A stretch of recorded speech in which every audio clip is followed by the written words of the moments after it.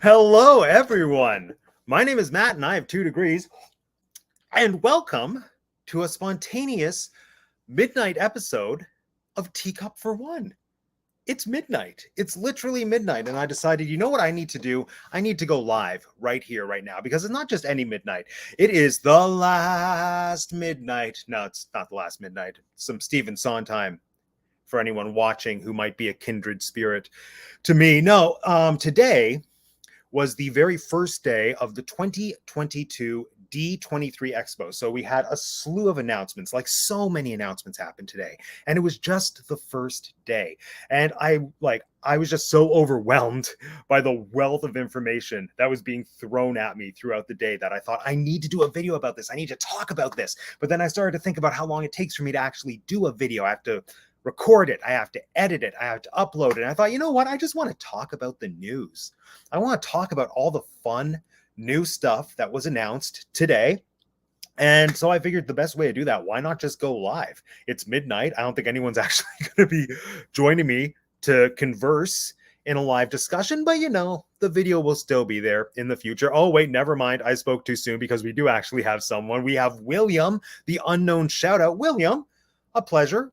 Always. We also have my cats joining us, Sabrina, as well as Eliza.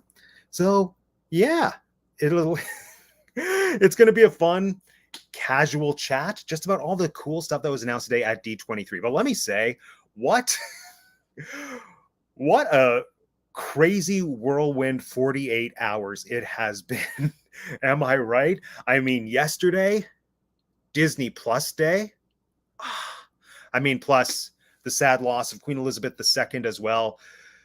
I mean, definitely put a damper on Disney Plus Day, I'll say that. No, but seriously, I mean, as a Canadian, the Queen is very close, near and dear to my heart. Yes, there are all these issues with the monarchy. Good thing, bad thing. It's not really the discussion to have here now, but still, I think the loss of Queen Elizabeth is just a massive, massive loss to Canada, to England, to the world. So, yeah, rest in peace, Your Majesty. But so yeah, we had that yesterday, and then today, so many things happened with the D23 Expo. Now, as you may or may not know, I'm in Canada, and I don't have a lot of money. So as much as I would have loved to have been at the D23 Expo in person, it wasn't in the cards. But that doesn't mean that I couldn't watch intently from my computer all day as all of these announcements dropped. It was almost like I was there, except without any of the fun. One cool thing, though, one really fun thing that Disney is doing for this year's D23 Expo is that they are doing like 8 consecutive hours of live streams every single day of the expo. So today there was just 8 hours of continuous content. We got to see panels, we got to see the cosplay costume contest, which I actually haven't watched yet. I'm going to do that later. And I just think that's such a great move on Disney's part to be able to bring this experience to people like me who aren't able to be there in person. So I appreciate that. And because I felt like I could be there in person, that's what inspired me to bring you today's video. Now, D23, the expo, aside from the actual expo happening, in the world of Funko collectors, it was a very important morning, because this morning was also when all of the D23 exclusive Funko Pops dropped online. And any Funko collector knows what a stressful time that can be. And there was really one pop that I had my eye on that I set an alarm for 8 a.m. specifically to be able to get. I think we all know what it was. Wait, let me full screen him. Look at how beautiful he is. Look at that good boy. So yes, of course, the Lucifer Funko Pop dropped this morning. Funko Shop exclusive, box lunch exclusive. And this is the thing, like, Funko Shop exclusives are notoriously difficult and strenuous to get your hands on, or should I say your paws on, because it's Lucifer, he's a cat, paws. But Funko did a lot of things right this year. Nonetheless, it was very annoying for me. But Funko did a lot of things right. There wasn't a lottery system. It was a first come, first serve basis, which I thought was great. As a consumer, it was so easy to navigate my way through that site. The site didn't crash. I was able to get Lucifer into my cart. But you know what wasn't great? Trying to make a transaction on the Funko Shop as a Canadian. In the past, I've been able to do it successfully. This time, all the red flags came up saying, oh, Canadian credit card. No, you're not going to. So I spent 45 minutes trying to get the transaction to go through. It didn't happen. But thankfully, a friend in the States placed an order for Lucifer for me. So I love Lucifer. Hail Lucifer. Praise Lucifer. You will soon be joining me in my collection in my home. I know that's very funny and weird to say, to be taken out of context. See, yeah, Martha knows. I love Lucifer the Funko Pop as well. He's fantastic. So that was my morning. That was my start to this D23 epic weekend experience. Was just frustration, excitement, but mostly frustration. And I think that's kind of what the convention going experience is like. But needless to say, we're going to move past Funkos now, and we are going to talk about some of the announcements that were made today at D23. Now, there was so much announced today. So many official announcements, so many things that people just observed from the exhibits. But I decided for the purposes of this video and for the purposes of today, I'm just going to talk about the 10 things that stood out to me the most. I'm not going to say my top 10, like not my 10 favorite, but the 10 things that, I don't know, struck a chord with me, either a chord of excitement or a chord of, oh, hold on, Walt would be rolling in his grave. Incidentally, if you want to grab one of these Walt would be rolling in his grave t-shirts for yourself, they are currently available on the Teacup For One t-shirt t-shop Etsy store. That's right, we're on Etsy now. If I was smarter, I would have dropped a link for you, but it's not hard to find. Just go to Etsy, search Teacup For One. You'll find it. It's easy enough. Now, one of the main things that was announced today, and we all knew that this was coming, we all knew that this was going to be a big part of this year's D23, was that they started to drop information surrounding the next big celebration that the Walt Disney Company is going to be embracing.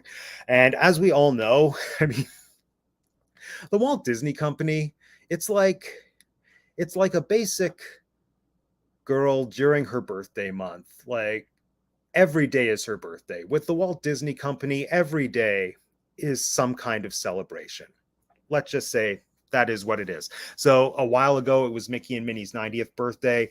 For the last, I don't know, what, 15-ish months, it's been the 50th anniversary of Walt Disney World. And now we are swiftly moving into the 100th anniversary of the Walt Disney Studios. And so I do think that that is one of the more exciting celebrations and one of the more exciting causes for celebrations for the company. So I wanted to get to the parks, and who knows, maybe I still will. I wanted to be able to get to the parks to celebrate the 50th anniversary of Walt Disney World. But if I don't get there until the 100th anniversary of the studios, I think that's a pretty great celebration to have as well. Oh, and friends, we have a special guest that's going to be joining us for tonight. Everyone, give a warm welcome to Luke. Hi, Luke. Yeah.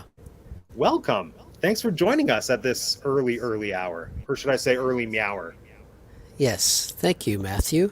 Thank you, Lucas. So, Luke, I didn't give you much context for what we're discussing here today, but just to let you know, today was the first day. I can hear myself. Are you watching me on TV?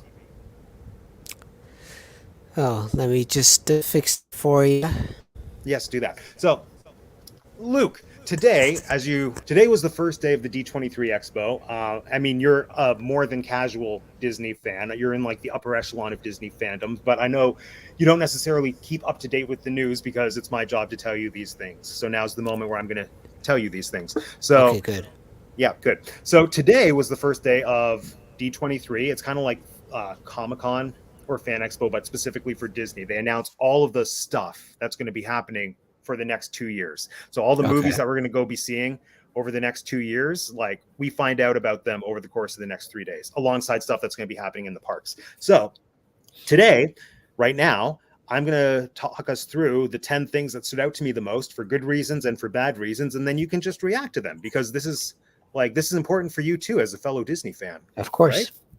Of course. So the announcement that you just walked in on, the first thing we're going to discuss is Disney World is doing their Platinum celebration. So it's not even just a celebration for the parks, it's a celebration for the company because they're turning 100 years old, which, woo, pretty darn exciting. So I didn't know this because I had no reason to know this, but the Hallmark gift that goes with 100 years is apparently platinum, I think.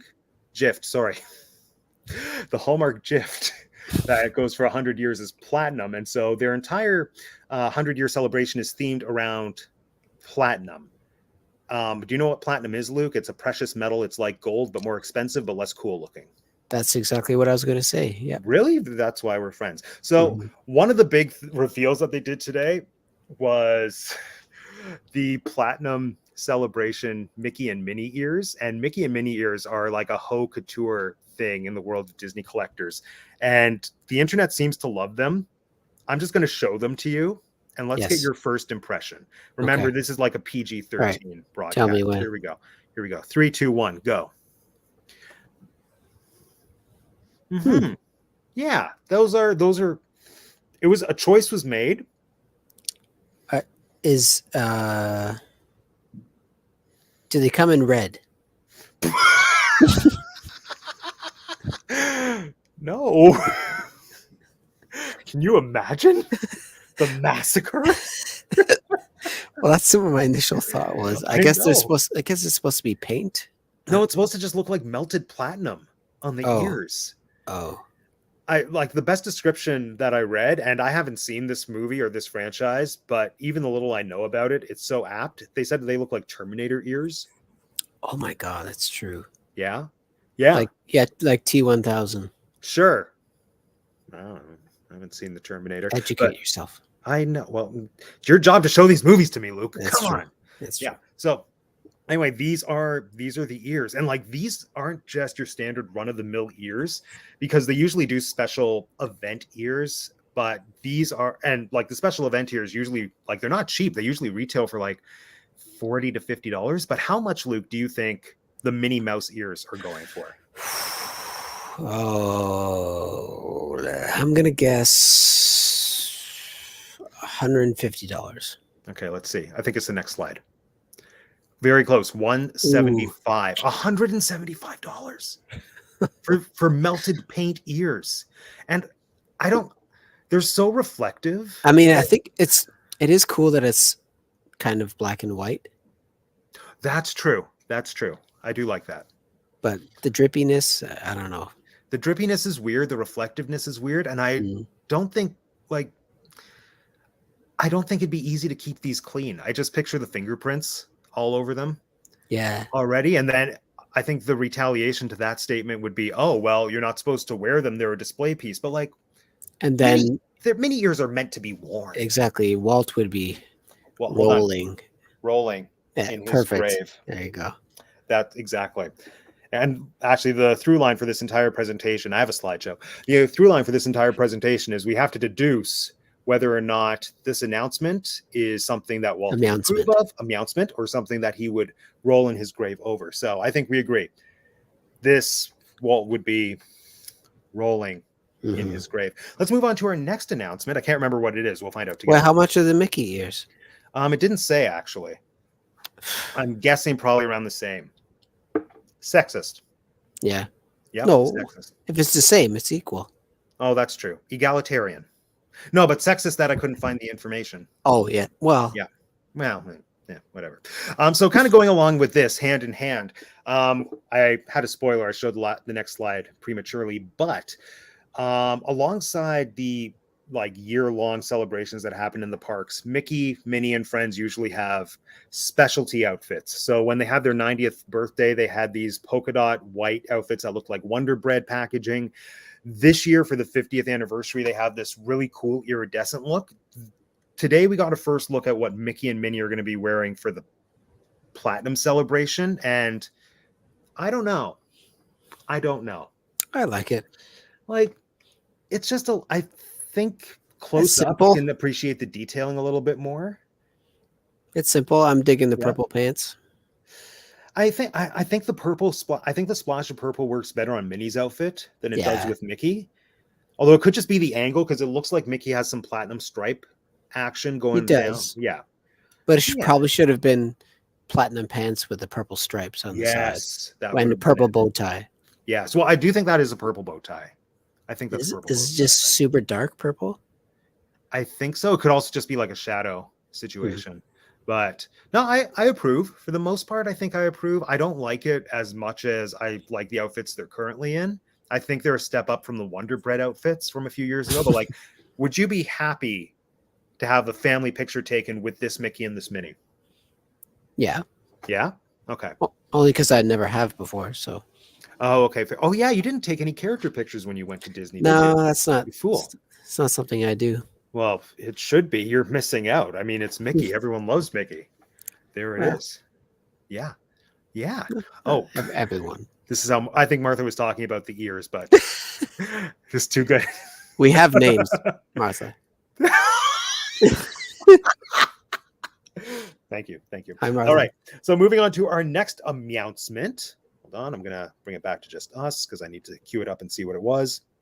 Okay. This is more park news. And I think this is actually pretty darn exciting. Now, Luke, for a little bit of context, this is Disneyland news, but it might give us an indication of something that could be coming to Disney World because, as we know, Splash Mountain is being rethemed to Princess and the Frog. Tiana is getting her own ride. We love Tiana. She's, woot. In fact, I have her. She's back here somewhere. Oh. Yes, and to complement that, a lot of people suspected that this was coming, but now it's been confirmed. Well, actually, not this, kind of this. Here we go. Now, we are getting a Princess and the Frog themed store, which is, how do I pronounce her mom's name? Eudora? Eudora's Chic Boutique featuring Tiana's Gourmet Secrets. So they're repurposing a retail space, and it's all going to be like Tiana themed essentially. And the idea, the Imagineering, is that she has opened up this store with her mom, and it's half cooking supplies and half clothing and clothes accessories. And I think that's cool. But the thing, and that's opening pretty soon. But the big attraction is that this is going to be complimentary to the Tiana's Place restaurant that people have been wanting for years and we're finally getting. So that restaurant that's like the heart and soul of Princess and the Frog, Disneylanders at the very least are going to be able to go there and like eat Tiana's gumbo and beignets.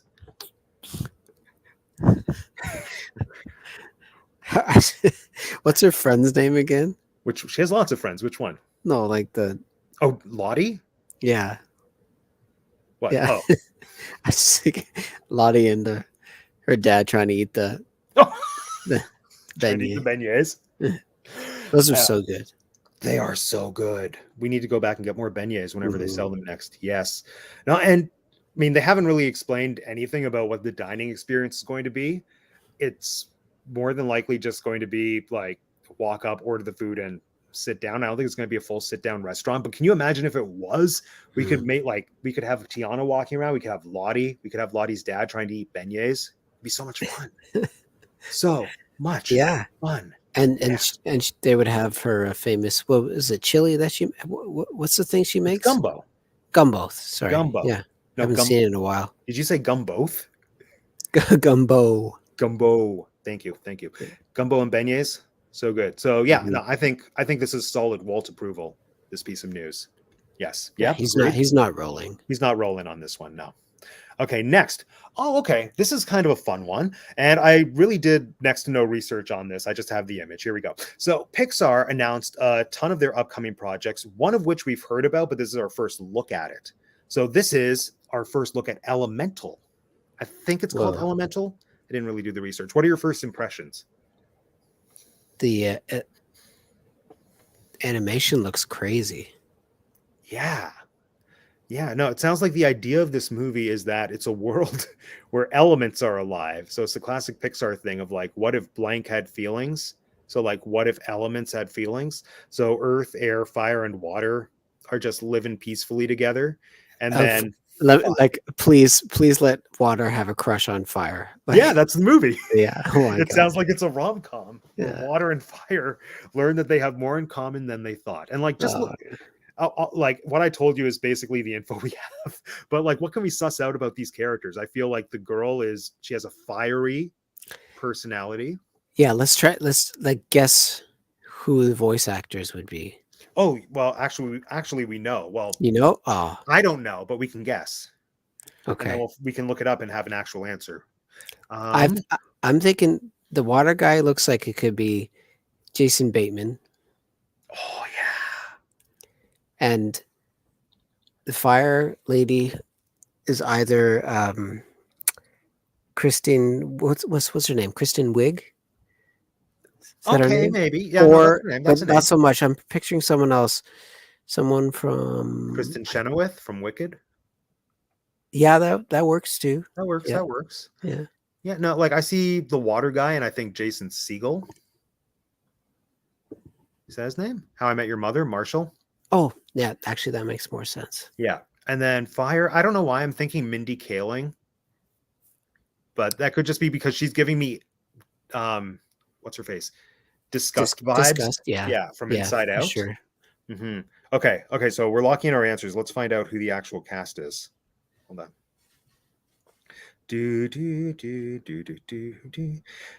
Truthfully, I don't think they were names that I instantly recognized. So I'm almost positive both of us are wrong.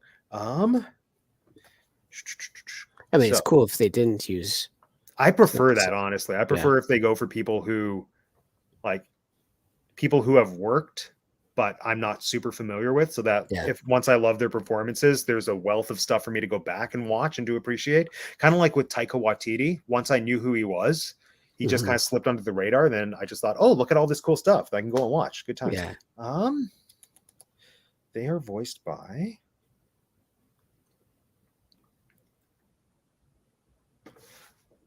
Oh, I'm going to mispronounce some names here, and I apologize in advance. I believe it's Mamoudou Athie and Leah Lewis. Neither of those names ring a bell. Do you recognize them, Luke? No. I mean, at that point, I would have to see a picture to see if I know them, but that's probably true. not. But they're probably going to be our new favorites. That's my guess. Actually, no, I feel like Fire Girl, she's the one that I would expect to like the most, but she'd probably end up annoying me. And Water Guy, I would expect to be annoying, and he would win me over reluctantly. Maybe, yeah. That's kind of my guess. But I'm weirdly excited for this movie because generally I like original Pixar movies. I like when they give me a new concept. Oh, well, except for Onward. Wasn't a fan of Onward. It was all right. It was fine. Like subpar Pixar is still better than most other movies. Yeah. Yeah, but this is just so out there that I feel like it can't not be good. So there it is. So what's our verdict here? Is Walt rolling or is Walt resting? I feel like Walt's resting. Yeah, he's resting. Walt's resting. I think Walt would enjoy this. Okay. This is the weird. They made such a big deal out of this announcement, and it's literally nothing more. It's nothing more than the typeface and the font for a movie we all know is coming. So they didn't give us any behind the scenes looks. They didn't give us any more information about the movie. They announced actors that we already knew were in the movie. The movie is live action Snow White. So how do we feel about this font? I like it. It looks Snow White-ish to me. Yeah. Yep. It evokes the cartoon vibe. Yeah. That's all we've got. That's what I have to go off of. It's just that. Yeah. Though, and I think, oh, hold on, we have another Disney friend here. Woot! It's Brittany. Walt Life, Soft Life. Hey, indeed. Hey. Brittany, what do you think of the Snow White announcement, which was literally just, here's the logo for the movie? Some of the other announcements, they gave us posters, they gave us trailers. Snow White, it was just, here are 2 words. As for the casting, again, we already knew who was in the movie. It's Rachel Zegler, who was Maria in West Side Story, as Snow White, and Gal Gadot, aka Wonder Woman, is the Evil Queen. Did you know those things, Luke? Or no? Is this no? I didn't. That's Gal Gadot as the Queen is interesting.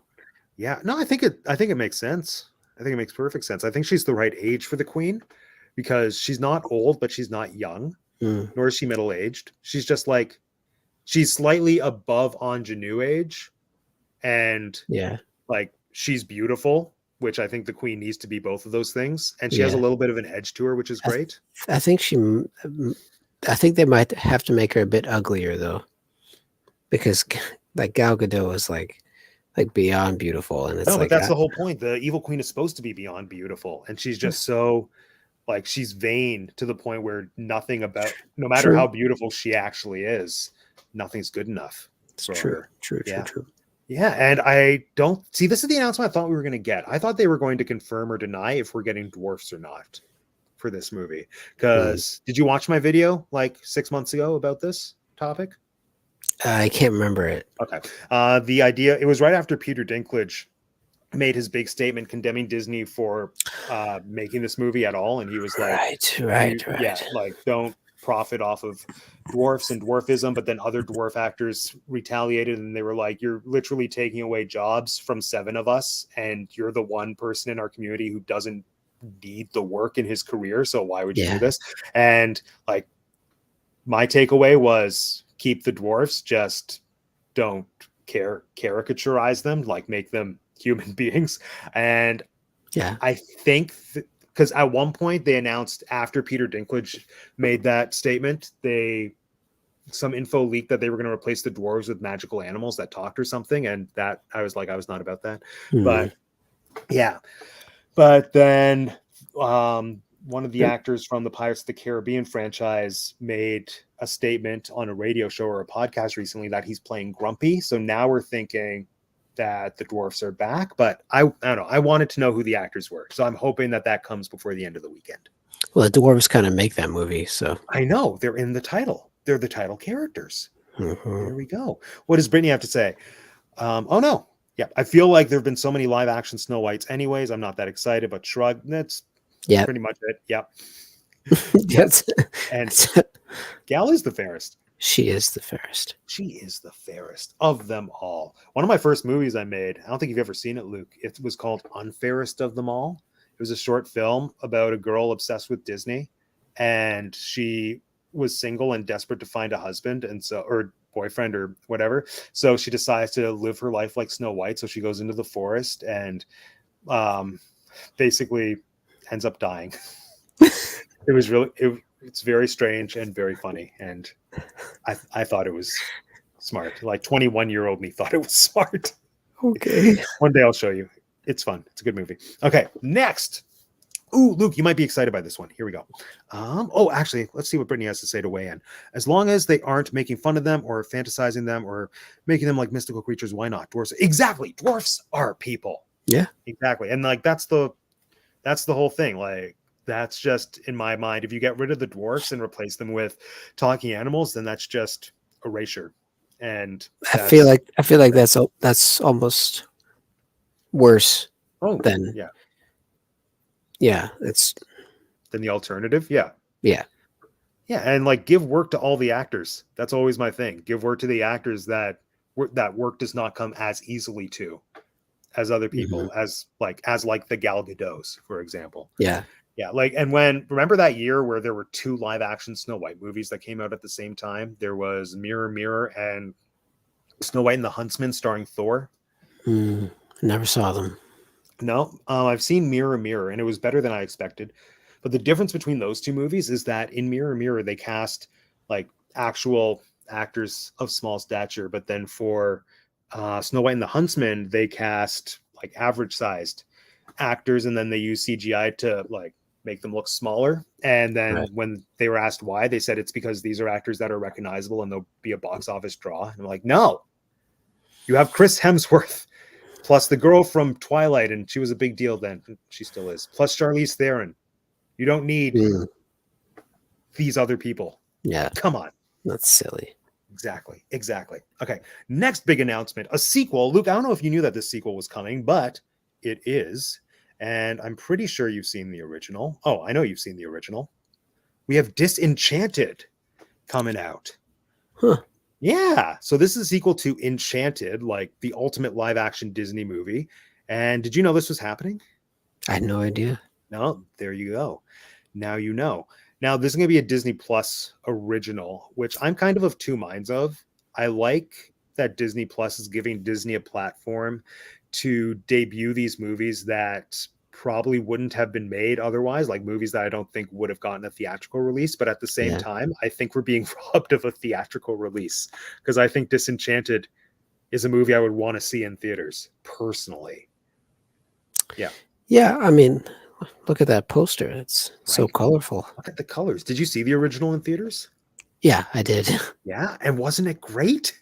It was magical. It was magical. Now, they also released the trailer for this today. I've only seen it once, and for the most part, I think it looks pretty cool. It leaves a lot of questions, which I think is good because trailers should do that. They shouldn't give you the whole movie.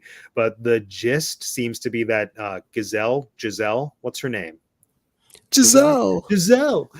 Giselle make some kind of wish to have her New York life be more like her life in the animated fairy tale world. And then somehow that like infects Earth with fairy taleness. And I think it also slowly turns her evil, like into an evil stepmother. So we get to see Amy Adams slowly becoming evil. And then somehow Maya Rudolph is there. And I think she's a real estate agent who may or may not be an evil queen as well. So there's a lot of people being evil in this movie. And James Marsden has come back, as has Patrick Dempsey. Pretty well the entire cast is reuniting. So I think that's exciting. Yeah. Unfortunately, Idina Menzel. You don't like Elsa? I really don't like her talking voice. Well, her singing voice, I'm not a huge fan of either, but so you just don't like her voice. That's what we're saying. Yeah. So I thought she was so perfectly cast in Enchanted, at least. Because remember, in Enchanted, she's like just a hardcore businesswoman. Like she's a New Yorker or a Jersey girl, and that's pretty well very true to like where Idina is from. Yeah. And I think she has a strong personality that catered well to that. And hopefully in this one we get to hear her sing, because we didn't in the first one. Right. So yeah, Brittany's excited for it. Just watch the trailer. I hope. See, that's the thing. I hope it's everything that I want as well. Yeah. And Giselle sounds like she's being possessed. Yeah, that is the weird thing, but like good weird. I know this trailer. She's being possessed by Maya. That's probably what it is. That's probably what it is. Ooh, interesting. How have we confirmed if it's the original daughter actress? Like, just going off of looks. I mean, we can't really see here, but it's this one in the purple dress. In the trailer, at the very least, if it's not her, she's very similar to what I remember the actress looking and feeling like. So if it's not her, the casting directors did a very good job. There we go. Yeah, I don't know. No Wormtail? Oh, I don't know. I don't see him on the poster. I don't think we have a Wormtail in this movie. And we also don't have... Who was Queen Nerissa? I always confuse Susan Sarandon with Sigourney Weaver. Which one was it? It was Susan Sarandon. Okay, that sounds right. Yeah, I don't think we get Susan Sarandon. How do you mix up those two? I don't know, Luke. There are lots of actors that I confuse. That makes no sense. Like Jude Law and Ewan McGregor. Yeah, that's... Gwyneth Paltrow and Cameron Diaz. That's a stretch as well. Is it though? Is it though? Well, I feel like in all of these pairings, one of them is a significantly better actor, and the other one built their career around their looks. So yeah, there it is. There it is. All right. Next up. Oh, confirmed there. Susan. There we go. Thank you. Thank you. Thank you. Just reading Brittany's comments. He became a famous author. Fun. All right. Next announcement. So this is another film that was announced, but unlike Disenchanted, we did not know this was coming. Nobody asked for it. I don't even know if I want it. Here we go. 3, 2, 1. First impression. Just tell me what you think. First of all, it looks like they've ripped off the cover of The Mummy. Prince of Egypt? Oh, okay. The Mummy, yeah. Secondly, why? Yes, that's the word. Why? Why is this happening? So the pitch for this movie, Mufasa, is that it is a prequel to the 2019 or 28 whatever year that came out. The live action Lion King. So it takes place in that same universe. We don't even get animated Mufasa, and it's about Mufasa as a lion cub, evidently. So they did screen a trailer, but it hasn't been made publicly available yet. It like only the people who were in the room saw it, and evidently in the trailer you see baby Mufasa as a lion cub, like abandoned, being washed up onto the shore or something, and then the movie is about him finding his way and ascending to become king, or To become Vader. Become the Lion Vader. To become the Lion Sith. Yes. So it's being directed by Barry Jenkins, who's actually a pretty prolific director. I mean, he's swept the Academy with his last few films, and like this just doesn't strike me as a Barry Jenkins movie, but he sounds very passionate about it, about the family relationships that inspires it, and I do think that there's a lot of stuff there to Man, work with. But these poor visual effects artists. I know.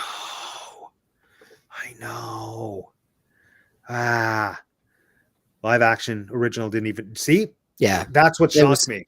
I felt like the proof was in the lion cub pudding. The first, like, it wasn't bad. It just wasn't good. It was like, we don't need to do this again, but apparently they do. Well, that was the most unneeded of all the live action remakes because there were no humans in it. And it's so weird to try and convey emotion through that CGI oddness. Even like it was good CGI, but but it was too good. Yeah. Yeah. No, and like animals don't emote in real life the way that they do in animated films. I think they thought it could work because of Jungle Book, but I think the only reason I really like Jungle Book. I like Jungle Book too, but I think the only reason Jungle Book worked was because they had a human to ground the entire movie, and all the other animals were just like cameos, basically. Like he encountered one, then he moved on. We didn't have to invest. But also Idris Elba. Oh my gosh, yeah. The cast was so good. But also the cast in Lion King was good. Didn't help. Yeah. James Earl Jones was this. So him and Scar. See, that's the only thing that I'd be interested in, is if Mufasa gives us some Scar backstory. In fact, if we had to get a prequel, I'd almost prefer it just be the Scar story, even though they would make him sympathetic, and I would hate that. So never mind. I take it back. No, like we do have the canon backstory for Scar about how they are siblings and they engage in some kind of reckless fight that puts Mufasa and Scar's life in danger. Then Mufasa saves Scar, and then Scar gets his scar, and then that's why they call him Scar, and he's bitter or something. I don't know. And like this is me being super pretentious, Matt, more so than usual. I'm going to do it. I think prequels and sequels to Lion King are so unnecessary and defeat the point of Lion King, because Lion King, just the way it's structured, is so perfect because it's a circle. Like it opens and closes of life. Exactly. It opens and closes with the exact same visual, the exact same moment of a family of lions introducing the newborn cub to the community that it's going to rule over. And it's it's cyclical. That's the whole thing. Like you live your life and you come back to the same point, and it bookends it so beautifully. And to break that, I feel kind of ruins the magic. Well, it doesn't ruin it. Like the movie's still there. I can ignore the other movies. Yeah. But yeah, the only prequel/sequel that I really enjoy is the Timon and Pumbaa Lion King 1.5, because that's just so out there. Oh, I love it. Yes. What do we have here? See, Brittany agrees 100% on Jungle Book. Oh, Luke, do you know about the Lion Guard? It's the Lion King TV show, because you have kids / you're around siblings who are significantly younger than you. So I feel like you might have known of the show. No? It's a Lion King show about Simba's other kid, who's a boy apparently, and he makes friends with other animals in the savannah, and he claims them as his Lion Guard or something. It's a thing. But no, I didn't realize that there was another backstory about Scar getting his scar. I would love to know that. Ooh. Yeah. But anyway, so no, I just made it me. Where'd Luke go? There we go. Oh, you're back. Oh, good. So Luke, how do we feel about this? I mean, I know where I stand. I think Walt is rolling. I think mostly he is rolling in his grave. I mean, I'm willing to be proven wrong. I just don't think I will be. So there it is. Yeah. Okay. Disney's just doing too much right now. Or they're not doing enough. No, they have too many things. They have Marvel, they have Star Wars, they have... Well, that's true. The entire world. They do have an entire world. Except, I mean, the smart thing is that each of those franchises are being backed up by an individual mastermind. Like you have Kevin Feige for taking care of Marvel, and he's doing a pretty decent job, I feel. I mean, he gave us Madison King Have you watched it yet? No, I haven't watched it yet. It's Madison King. It's with two N's and a Y, but not where you think. Ah, It's so funny. It's so funny. Oh, I love it. I love Madison King. So you have Kevin Feige making sure Marvel makes sense. Kathleen Kennedy. I mean, I like for the most part what she's doing with Lucasfilm. And Disney is they're trying. They're trying. did you watch Pinocchio yet? No, not yet. I'm gonna watch it tomorrow. Have you watched it yet? No. No. We should watch it together. Or are you waiting to watch it like with your actual family? I'm waiting to watch it after you watch it. Really? Yeah. Interesting. Because if you don't like it, then it'll make me watch it quicker. But if you like it, then I'll hold off for like a year. Well, the internet seems to collectively hate it, so I'm going in with no expectations. I'm just going to watch Figaro. Oh, so cute. So cute. I don't care that he's CGI. He's cute CGI. That's all we need. Okay. Next up, we have another sequel, one that we all knew was coming. Again, Hocus Pocus 2. Ah, yes. Yes. And in Are addition you to this, three still living? Chicks. Chicks. So we also got a second trailer released today for Hocus Pocus 2. And I don't know how I feel about this one. I think it could be good. I think it could be good. Yeah, I don't know. Like, I don't know if it needed a sequel. Like, you can't capture lightning in a bottle twice. It's like it was very 90s. And that's the charm, is how And 90s it yeah, is. and I don't know if they could. Well, I mean, I guess they shouldn't replicate that, but it's going to be weird. Like, I don't know. What are they thinking, Matt? I don't know what Is it they're just thinking, all about Luke. the money now? I do think that this was less about the money, well, partially about the money, but more about fan service, because Hocus Pocus has amassed such a huge cult following since it came out, and people have been begging for this movie for years. So I do like that they are giving it to us, especially because, I mean, Bette Midler, she's not almost 80, but she's definitely past 70. So Right. like, if it was going to happen, it had to happen now. Well, it's better that they did this rather than like a prequel story or some crap. Oh, funny you should say that, because the trailer does indicate that there are some prequel elements. So Okay, the newest that's trailer, fine. yeah. Doing it But not like Mufasa, the Lion King. Yeah. Yeah. Except, I don't know. I feel like I don't want to know how they became witches. And evidently that's a big part of what this movie is about, because the little chunk that we saw in the trailer, it's them when they're teenagers, and then this like super witch shows up and she says, of course the people of Salem banished you because they're scared of your power. A witch becomes a witch when she turns 16. And she gives them the book or something. So yeah.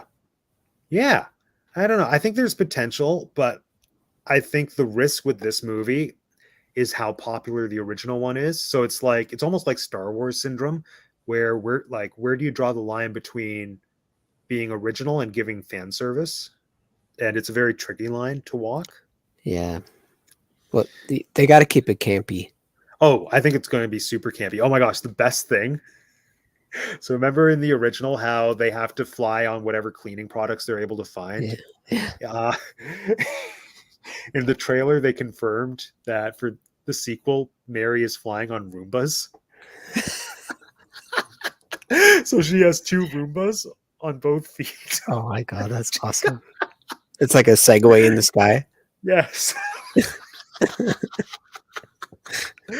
And I saw that on a poster, but I was positive it was a fan-made poster, so I didn't think the Roomba thing was true. But that got me. Oh, and fuck, that's funny. I know. Oh, I can't wait. I cannot wait. Oh, Brittany appreciated your Are You Three Still Living? Thank you. Yes, Luke is quite hilarious. I will say that. Roombas. Yes.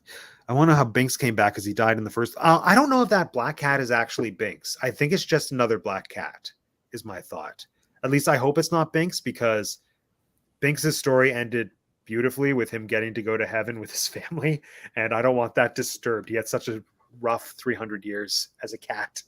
So I hope it's another generic black cat. That's all I want. Right. That's all I Yeah. want. Yeah. Okay. Oh, the next one, the big one, the one that's dividing the internet. Here we go. The other trailer that dropped today. Oh no. It's Halle Bailey as Ariel. Woo! Little Mermaid trailer. Here we go. I mean, I've talked about this like at least 2 or 3 times in videos on my channel. And like my stance has always been and will always be, don't hate on this amazingly talented singer and actor for playing a role that she was born to play just because some of you I don't even want to just say in the States, some of you in the world are racist. So there is that. But then also, I don't know. I was thrown in the trailer when we heard Part of Your World. I don't know, but Luke, you saw the trailer, right? Let's just give first impressions of the trailer. You go first. It's funny because that comment that I that I posted when you posted the preview. Yeah. It was supposed to be a joke, kind of just between you and I. Oh yeah. But some people got kind of didn't really take it well. But Luke, you posted on a public forum. Yeah, but I'm just so used to just you and I interacting all the time. That's true. But I mean, I think she looks the part. She's cute. She's Ariel-y. Yeah, no, like I love the quality of her voice, and yeah, she has a nice voice. Yeah. No, it's not just a nice, like she's a freaking amazing singer. Have you not heard her? I don't know her. I haven't heard any other. I'm going to send you a video after this of her singing "Can You Feel the Love Tonight?" And like I felt the love that night. It was so good. But no, like rewatching, I think my first impression. Well, actually, we'll circle back to Halle because she's the end of the trailer. What were your opening thoughts of all the establishing stuff that we saw, just to give us a sense of the visual look of the film? Well, some people were shitting on the CGI, but I thought it looked pretty decent. I thought it was not on par with Lion King, but I don't know, just the opening shot of the water, like of the water and like all that sea life and everything around it. I thought it looked all right. Yeah, like it didn't look as cartoony as I expected it to, and I think I like that. But it's so notoriously difficult to create underwater environments in movies, and it didn't throw me off as much as I thought it would. So in that way, I think it was successful. It was a lot darker than I expected it to be. Like, and I guess that makes sense at the bottom of the ocean. But my initial thought was like, where's the light? Like when she was going through the shipwreck. But then again, it's a shipwreck at the bottom of the ocean. So right, exactly. You can't have it be fully lit. Come on, Matt. They have to make a mermaid movie realistic. They do. The fantasy has to exist within confines of reality, or else it's not good. It's my issue with Maleficent and Elsa's powers in Frozen. Let's not start that. Yeah, I know. We won't start that. That's a whole other show. I was happy with the design of her tail. Like I like what they did with the fins. I think the tail looks really beautiful. Cool. Yeah, but I don't know. The CGI, I think I'm going to enjoy the movie more when we're not in the ocean. Truthfully, I think that'll be better. I was hoping we'd get to see what's her face, Melissa McCarthy, but she's in this. Yeah, she's Ursula. She's Ursula. Yeah, she's Ursula. Right? Okay, yeah, that's great. Yeah, there's so like as long as it's not one of those like where she's strictly just comedy and like nothing else. They like Ursula is like one of the best villains, like besides Hades. Oh no, for sure. No, I hope they don't lean into what Hollywood keeps getting from Melissa McCarthy, because she's kind of become a brand that is not as good as she is as a performer, where she's just like the bumbling, socially awkward person. But she's a good actor though. Oh, Like she's a if fantastic even actor. those like goofy movies, and she has those like the moments of like serious moments and stuff, and Mhm. she's crying, and it's this deep moment. I'm like, oh my god, like you're Yeah, not just a joker. You're actually yeah, but you have range. Yeah, this will be cool because she's like when the range that we've seen from her, even in her comedic films, she's shown us a lot of vulnerability, but I don't think she's ever shown us like the stuff that we need to see from Ursula. Like commercially, we yeah, haven't that's really seen yeah. evil Melissa McCarthy, No, and we've seen campy Melissa McCarthy, but not so much in the Ursula way. So yeah. yeah, like I think it's a interesting pick. It's not who I would have picked, but I'm not displeased with it. Well, I don't know. It piqued my interest. Mhm. So Yeah, it's true. It did. There you go. But no, to go back to Halle, because she's the last one that we see in the trailer, like I've always thought her voice was a good match with the material. And I think the reason that I got thrown off was because I'm so used to Part of Your World as being Jodie Benson's way.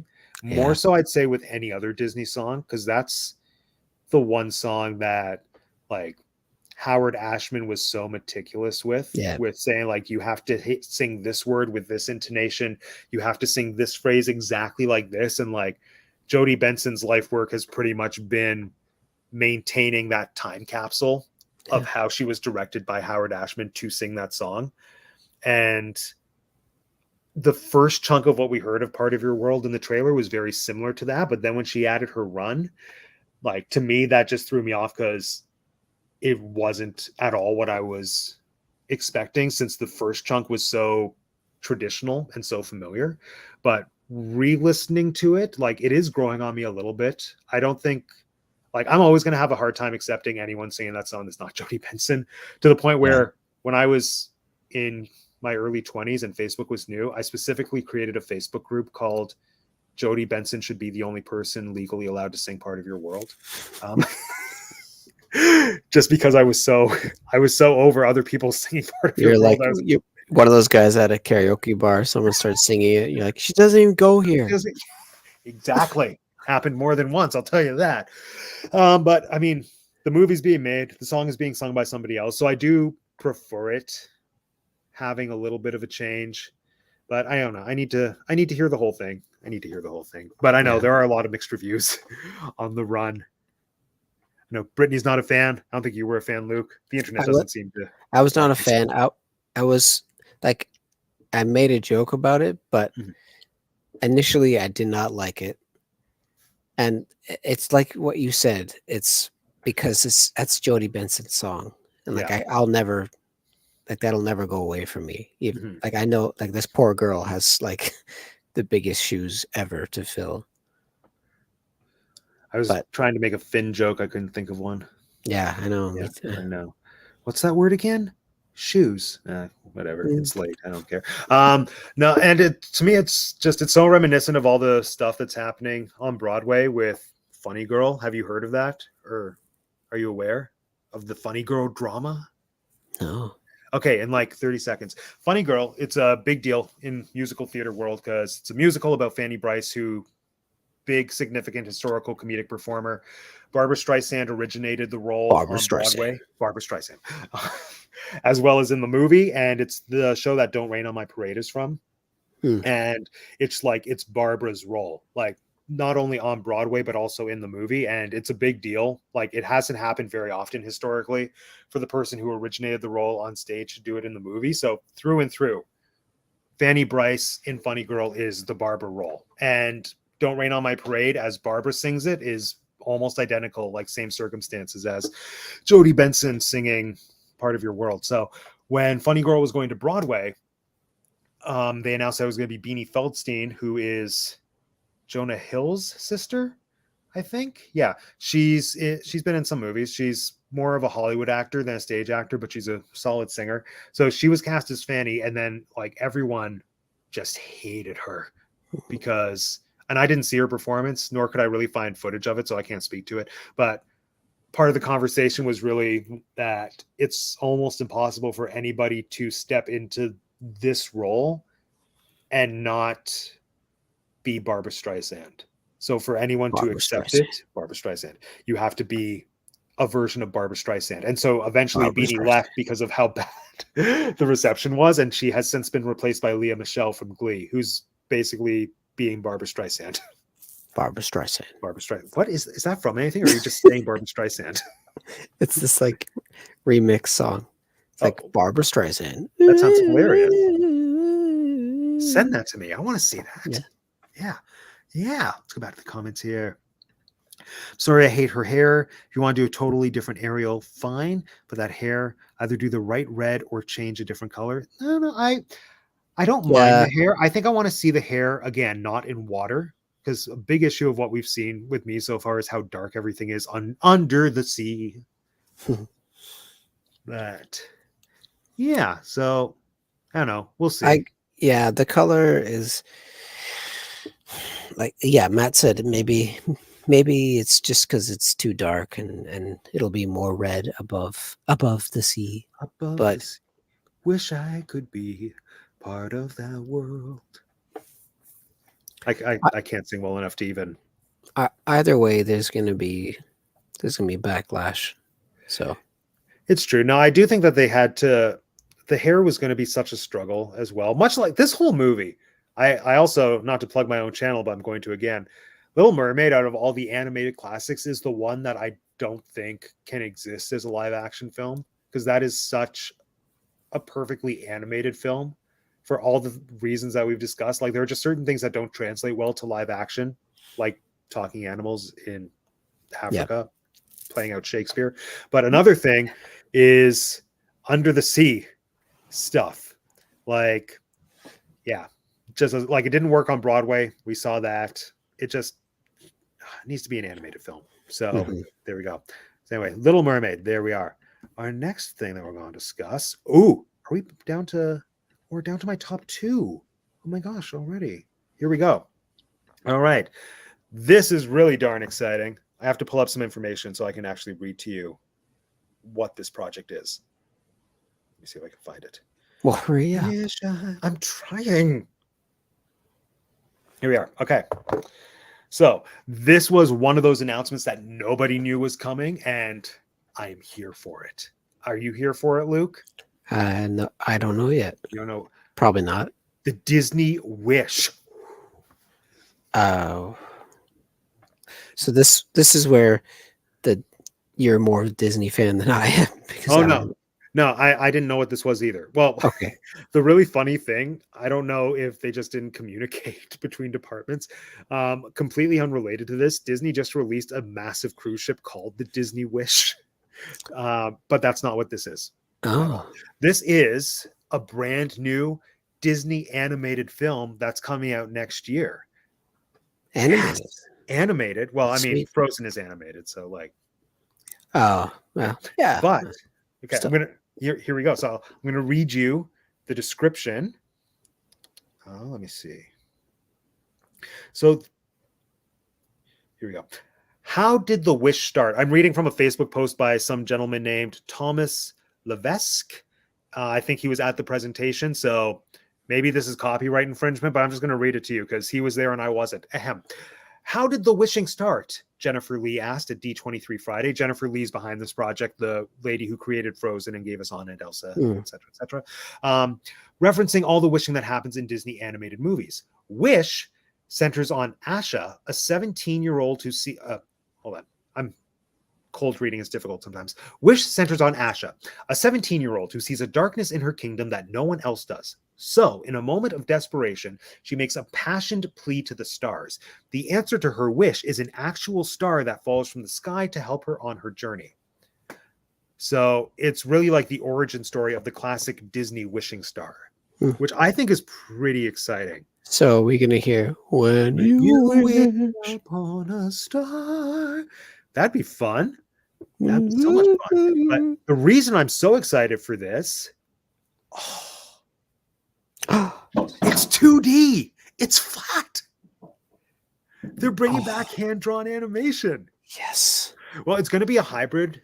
Apparently, it's going to be part 2D, part 3D. That's cool. I'm cool I'm game for that. Like, that's basically what Tarzan was.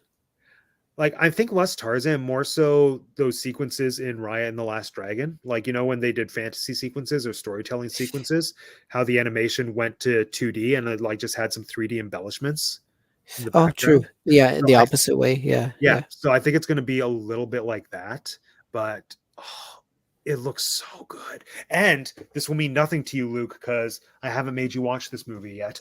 And we're going to watch it at some point during our next movie hangout. She's being voiced by Ariana DeBose. Do you know who that is? No, Ariana DeBose won the Oscar this past year for Best Supporting Actress in West Side Story. So she played Anita in West Side Story. She is a Broadway girl. She was in Hamilton. She was the Bullet. She was that ensemble member who always Oh, held the cool. bullet. Yeah, and she's like a big deal now. And she is amazing. She's one of the most talented people. I like that Aaron Burr. Yeah. What? Is that her says that line? I can't Someone remember. said I love that you've seen Hamilton more than me now. That's so good. that you can quote Hamilton better than me. But yeah, Ariana DeBose, she is an incredibly talented human being, like amazing singer, amazing actor, and like she's gonna be a Disney princess. Well, we don't know if this character is a princess, but if That she's little not, baby goat is adorable as well. right? I hope the baby goat goes on the adventure, unlike that pig in Moana, the adorable pig that should have gotten to go on Oh the yeah. adventure, Pua. Instead, they gave us that chicken. It's a waste of Alan Tudyk. Oh, although that's the other thing. Alan Tudyk is in this movie. Oh, Alan Tudyk, he's playing an animal because, of course, he is. He is. Let me see. Luke, Alan Tudyk is the goat. no. Yes, Oh, it's perfect. it is. It's so good. It's going to be so good. This is going to be everyone's new favorite Disney movie. I can't wait. It's going to bring back 2D animation. It's going to be amazing. Oh, I I'm so love that. excited. I do too. Yes. Brittany said it best. This looks stunning. Yeah, totally. Yes. Yeah. Yeah, they pushed Pua so exactly. Oops. Hold on. I unplugged my computer. Am I still here? I got too passionate about that. Damn it, Matt. I know. I'm sorry. I got too excited. There we go. Yeah, I thought he'd be around more too. He should have gone on the adventure. He's great, but damn, he makes so much money to do that. He does. Alan Tudyk makes probably more than any of us make in 2 years just to be an adorable baby goat. I mean, that's the life. That's the dream, really. That is the dream. And also the last time we saw a goat was Hunchback. Dolly. Yeah. Dolly. I loved Dolly. It's cool having a different type of animal as a It's true. Well, like, just like what was that what's its name in Raya? Tum Tum? oh, Tuk Tuk. Tuk Tuk. So cute. Tuk Tuk. So cute. And I just like seeing which animals they're like, what animals are left. Like, at what point do you start cycling back to new animals? I remember thinking that when Tangled came out, just because Pascal. No, the horse specifically. I was Max. We've seen horses before, but this one's deal is that he's really snobby and pretentious. I can get behind that. He's also awesome. Oh yeah, he's fantastic. But the chameleon as well, Pascal. I read recently that he was supposed to be a squirrel. Yeah, that would have worked too. I think I like that it was a chameleon, but I like that it was a chameleon because chameleon makes no sense, and I appreciate that. And when he's in the dress, yeah, so a dress, or maybe 2 or 3. I know it's a different part of the song, but yeah, that's okay. Yeah, I know. Okay, so the number one announcement that I was most excited for. I mean, if I had known that you were going to be here, I would have put Wish as number one because I think we're both equally excited for that. This is something that is very niche and nerdy that you have no context for, so you're not going to care about this. Oh, goody. But I know. There was an entire panel about the Society of Explorers and Adventurers today. And have you seen any of my videos about them, Luke? I have not. Okay. Wow. Okay. I support you and your hobbies, but anyway. I support you. Thank you. So Society of Explorers and Adventurers, it's this amazing Imagineering backstory, and it connects all of the Disney park rides that aren't attached to a Disney film. So it's just this amazing, like, subtextual thing where there's all these cool kooky characters. They all have different stories about like their explorations around the world. It's like a secret society. It's basically a Disney secret society that exists that only diehard Disney parks fans know about. And I was convinced that the Jungle Cruise movie was going to introduce C to the screen, like the Disney cinematic SEAverse, because if you introduce C into movies, then it gives you kind of like an MCU, but for Disney. It gives you a story that's able to link multiple different films just by nature of the fact that like your main character could be a member of this secret society. It's a society of explorers and adventurers. Anyway, they did an entire panel about C today, and it was really just an information panel where they said stuff that people more or less already know. Like if you had watched my videos, not just you, Luke, but all those watching, if you watch my videos on C, I think I cover a lot of stuff that they covered in this panel. But the most exciting thing for me is that they confirmed that there is going to be a Disney Plus series focused around C. Now, there have been rumors about this for at least 1.5 years to 2 years, but I had yet to see anything confirmed about it. It was all stuff on like Entertainment Tonight, for example, but Disney has, as far as I know, hadn't actually acknowledged this C series until today. SEAverse. The C, I have made that joke in several of my videos. But see, and that's why we're friends, because you thought the same thing was funny. So good job. But the most exciting thing for me is just confirmation that we are going to finally get C on screen in some capacity, because I so desperately want to see a bunch of films. Like I want to see an MCU for Disney, but not for the established Disney properties, like not for the Disney princesses or the Disney animated films, but for all those really cool rides that exist within the parks. And I have an entire series on my channel speculating about it. So to me, this is just kind of affirmation and like, Matt, you were right. Yay. Matt, you were right. Yay. Yay. Look, see, Martha knows. I predicted it. Yay. Oh, Brittany. You're the best. Brittany, get out of here. Luke, she's like one of the 2 people watching. Be nice to her. I need the views. There we go. We love you, Brittany. We love you, Brittany. Just kidding. Just kidding. Yeah, it's all good. So anyway, yeah, there we go. Those are the 10 things that piqued my interest today. Huzzah. Oh, hold on. Oh, thank you, Brittany. Yes, he is. Yes. Because you know why? Because he has 2 degrees. And I gave him that catchphrase just so. No, just you didn't. Yeah, of course I did. Did you? No, you didn't. Yes, I did. Okay. Back in the droids and diadems. Droids and diadems? Yeah. No, I've had that catchphrase since before. Yeah, we'll go back. We'll find out. Maybe you suggested it. I don't know. We'll suggested it and you perfected it. There you go. Well said. Actually, remember Rylan? Our friend Rylan? Yes, you know Rylan? Yeah. Rylan actually gave me my closing catchphrase when I say, and that's the Teacup For One. Oh. That came from Rylan. Okay. There we go. I know, fun fact. No, but it would make sense actually if you gave me my opening catchphrase and then my other friend gave me my closing catchphrase, because the thing you learn when you get that you're a hack. No, you depend on the smartness of other people, and then you claim the ideas as your own. There we go. Luke, which of these announcements are you most excited for, and which one do you think is making Walt roll the hardest in his grave? Let's start with the one you're most excited for, because that's less interesting. Wish, yeah. Definitely Wish. I agree. Yeah. Mostly because going back to the 2D. Yeah, 2D is a big deal. That's exciting.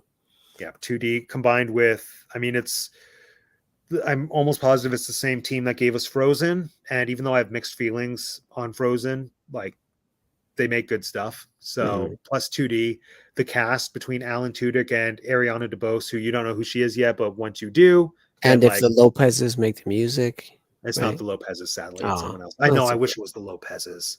I actually need to look up who the composer is, because it's someone. I'll look it up later. But no, it sounds like somebody who's established, but I just didn't recognize who they were. Yeah. But yeah, Wish, definitely. I agree. That's the one I'm most excited for. And what do you think is making Walt roll the hardest? I think it's. Hold on. Let me see if I agree with you. I'm going to pull up my answer, and we'll see if we're on the same wavelength, because I think we are. Let's say it together. 3, 2, 1. Mufasa. Yeah. The Lion King. I mean, Mufasa. Mufasa. Like, he didn't die just to give us this. Yes. Exactly. It's just what a shame. What a shame indeed. Walt would be rolling. He is rolling in his grave. In his grave. Poor But, guy. I mean, I'm prepared for Mufasa to prove me wrong and for it to be good. Like, I want to be pleasantly surprised by all of these, really. Basically, any of the movies, I'd be happy to be proven wrong. Yeah, 100%. Oh, Martha has my second. Yeah, those. The Terminator ears. Do they come in red? Oh my gosh. That was a choice. It was definitely a choice. And if you're one of those people that is willing to drop the 175 US for them, good for you. It should have been solid platinum. Yes. All the way through. That I think that would have been cool. That would like you're right, it'd be very reflective and finger smudges, but I think it would have looked really neat. Yeah. Oh, Brittany, you weren't here for this. Yeah, so these are the platinum ears that they announced today to commemorate the 100th anniversary of the studio, and everyone online seemed to love them. And I thought I was alone in thinking they looked really ugly. And yeah, they're platinum, and I feel like they look like they're either hard plastic or I would almost think they're made of metal, but that'd be too heavy to carry comfortably. But yeah. Brittany, people are paying almost $200 for these individually. It's not like you get both for $200. The mini ears are going for $175. Like, it's like Luke said, I do like the black and white element because I think the sleek black and white aesthetic is a cool way to commemorate 100 years since they started in, black and white cartoons and animation and everything. But is this the way to do it? There was a better way. There's always a better way. There was a better way. Yeah. Yeah. A choice, yes. No, they look dumb. Someone had to say it. I'm glad people agree. I hate paying $30 for the cheap ears. Oh, I still haven't opened my Mad Tea Party ears. You know what? I'm never going to make a video doing it. I'm just going to do it right now. Luke, I'm going to show you the one pair of ears I've bought in my life. We're going to do an unboxing right now. Yeah, it's going to be great. Do it. Hold on. Entertain the people while I'm gone. Okay. But keep it PG-13. Okay, so what do we really think about Matt?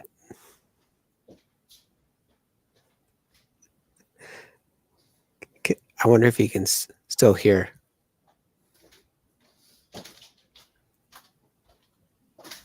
Look at all those Funkos. What a loose. Oh, hey, Matt. What'd you say? Nothing. All good things. All good things. Good. All good things. All good things. I went to Disneyland recently. The quality of the ears is so cheap now. Okay, Brittany, we're about to see the first and only pair of ears I have ever bought in my life. Right here. I think we all knew that I was going to get these ears when they were announced. I've held off on opening them because I wanted to do a video, but I've realized now I'm too lazy to do that video. So the moment is meow. Here we go. Welcome to my unboxing. Hey guys, it's your girl Pandora. Welcome to my unboxing video. That's my favorite classical art meme. It's hilarious. Okay. Look at this packaging. So much fun. Okay. Here we go. Are you ready? Oh my God. Luke, what do you think they're going to be? I don't know. Guess. Something with the cat? Lucifer? No, the Cheshire. Cheshire? No. Close. Whoa. These you had to get that one. I know, I had to get that. They're the 50th anniversary Mad Tea Party ears, and they have really crappily made foam teacups balancing on top. Oh my God. Hold on. Wait for it. See, I don't know. What do you think is the front? Is the front this side that says 50? Yeah. Or is the front this side that has the teacup designs?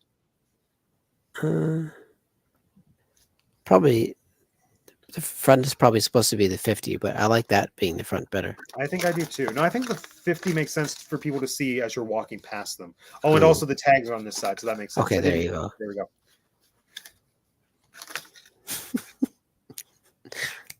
sleigh. They're so much fun. I love these. I love these so much. They're so cool. Oh, I will say, like, the quality on the ears, like this, they're very firmly stuffed. It's like when you go to Build-A-Bear and they're like, "How firm do you want your bear?" And I'm like, full, like fully stuffed that bear. But yeah, that's that's pretty well what the ears are like. It's pretty And cool. This is probably my fault because I left it in the packaging for so long, but the foam for the teacups is kind of bent out of shape. So that's a little annoying, but yeah, like these are very delicate. It just makes it more mad. That's all. Well said. Well said. Yeah. No, like I love them. I don't know that I would ever wear them in public. Well, like I would in Disney Yes, World, you but would. I know I would. No, but less so because of my ego. Like, obviously, people would be so jealous if I was wearing these. But the main thing is that I'm concerned about the integrity, the structural integrity of the teacups. Because, yeah, I think they're very I don't know.